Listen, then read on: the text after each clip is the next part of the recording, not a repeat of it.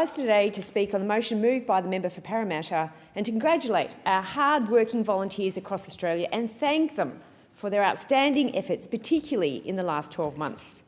6 million Australian volunteers contributing 600 million volunteer hours each and every year. That's an amazing statistic, Madam Deputy Speaker, and something that as Australians we should all feel proud of. I know people in this room will have volunteered, people across my electorate of Higgins have volunteered. Australians love to volunteer. Now, the pandemic has placed significant strains on volunteers across Australia and indeed right across the world. So we know that because COVID has created a particular situation.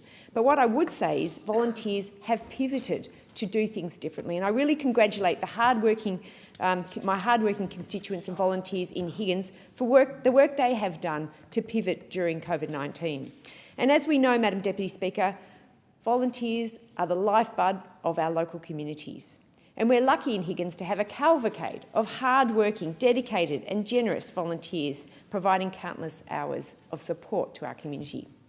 Last week, it's worth noting, was National Volunteers Week, Australia's largest week celebrating volunteers. And this year's theme is Recognise, Reconnect and Reimagine. How appropriate after the COVID-19 pandemic, which is still ongoing, we do note, particularly in my home state of Victoria. But this year's theme is about recognising the hard work of our volunteers, reconnecting, which has been so difficult during COVID, and reimagining, because of course we've had to pivot during COVID. So it's befitting that I recognise a number of individuals in my electorate and the fact that they have received, as organisations that they're participating in, significant support from the volunteer grants that our federal government, the Morrison government, has been distributing to each and every electorate right across Australia, $10 million each and every year, and this year it's increased to $20 million, so it's been doubled. And I know that the volunteer organisations in my electorate of Higgins are very grateful for this contribution from the Morrison government, indeed from the taxpayers of Australia. And the first one I'd like to talk about in my electorate is the Ashburton United Soccer Club, where I recently visited last year before lockdown.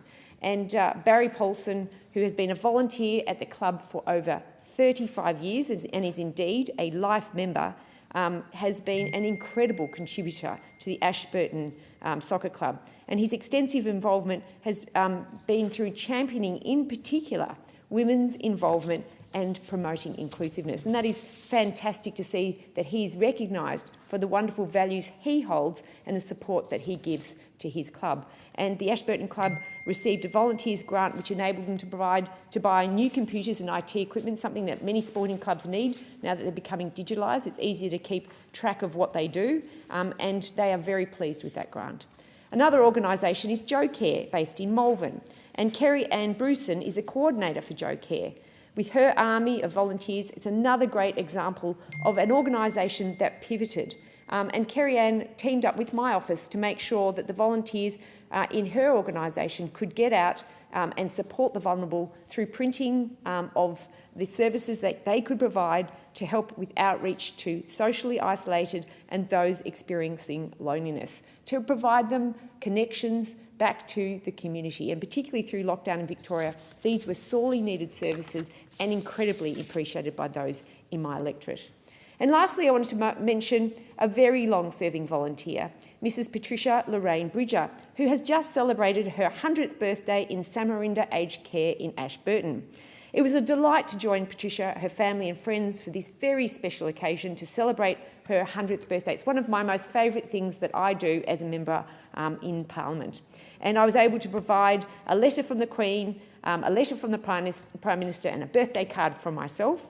She was born in 1921 on April the 14th, and what was really beautiful is that she was wearing a pearl necklace given to her by her daughter, which has 42 pearls, a pearl for every child, grandchild, great-grandchild and now great-great-grandchild. So 42 pearls of joy around her neck, and the celebrations exemplifying her wonderful, long and happy life. And I asked her the secret to her wonderful life and she said, a happy family. So Pat has lived an extraordinary life of selflessness. She's been involved in school committees, community fundraising, and has been a member of the East Malvern RSL for over 35 years. Congratulations, Patricia, and I look forward to your 102nd birthday. 101st birthday.